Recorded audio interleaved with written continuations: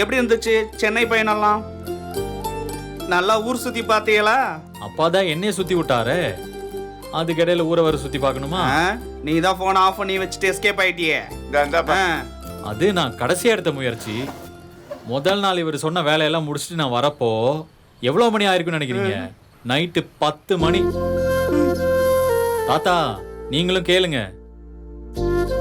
Hotel ரூம்ல மீனாவை 10 மணி வரைக்கும் தனியா உட்கார வச்சுட்டு அவர் சொன்ன வேலையெல்லாம் நான் போய் பார்த்தேன். அடுத்த நாள் மத்தியானம் வரைக்கும் மீனாவுக்கு ட்ரைனிங். அது எல்லாத்தையும் முடிச்சுட்டு வீட்ல எல்லாருக்கும் துணி வாங்க போலான்னு மீனா சொன்னான். சரி போலான்னு நானும் சொன்னேன்.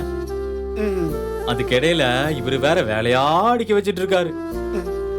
கடைசியில எல்லா வேலையும் முடிச்சிட்டு காசு கொடுக்க போனோம். காசு கொடுக்க போனா ஆன்லைன்ல அனுப்புறேன்னு சொன்னா ஏத்துக்க மாட்டேங்கிறாரு. நேர்ல பார்த்துதான் கொடுக்கணுமாமா. நான் ஆன்லைன்ல அவருக்கு போட்டு விட்டேன். அதுக்கு என்ன பிடிச்ச அப்படி திட்டுறாரு. ஷோ, எல்லாரும் முன்னாடியே வச்சு ஏதோ ஸ்கூல் பயணம் நடத்துற மாதிரி நடத்துறாரு. எங்கடா வீட்டுக்கு வந்த பிறகா? ஆமா மாமா. இங்க பாரியா, உங்க அப்பா என்ன புதுசாக பாக்குற? பாண்டியன் எப்பயும் அப்படித்தானே. முன்னாடியாவது பரவாயில்ல சித்தப்பா, வீட்டுல பசங்களும் அரசியும் மட்டும்தான். இப்ப எல்லாருக்கும் கல்யாணம் ஆயிடுச்சுல, அவங்க பொண்டாட்டி முன்னாடி வச்சு பேசும்போது பார்த்து பேச வேணாம்? இதெல்லாம் பாண்டியனுக்கு எங்க புரிய போகுது? அது மச்சான என்னதான் பண்ணி எப்படி திருத்துறதோ.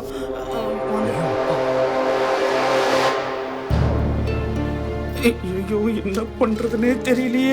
ஏதாவது ஒரு மூட்டை.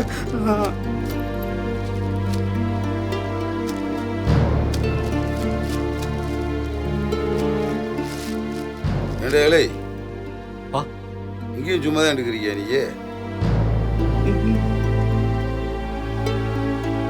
ஆமா, நான் 2 நாளா சொல்லிவிட்டேன், எந்த வேலையும் செய்யலாமாம்மா. வெட்டியா தானே கூட போயிட்டு வந்தேன். ஏமாம்மா இவெல்லாம் எப்படி தொழில கற்றுக்க போறான்னு எனக்கு ஒன்றும் புரியல. ஏண்டா நின்று பணத்தை வாங்கிட்டு வர்றதுக்கு உனக்கு அம்மட்டு கஷ்டமா இருக்காங்க? ஏய் விடியா. ஆமா, நான் ஒரு கல்யாணத்துக்கு வெளியூருக்கு போனா கூட இந்த தொழில் விஷயமா 10 விஷயத்தை செஞ்சுட்டு தான் வருவேன்.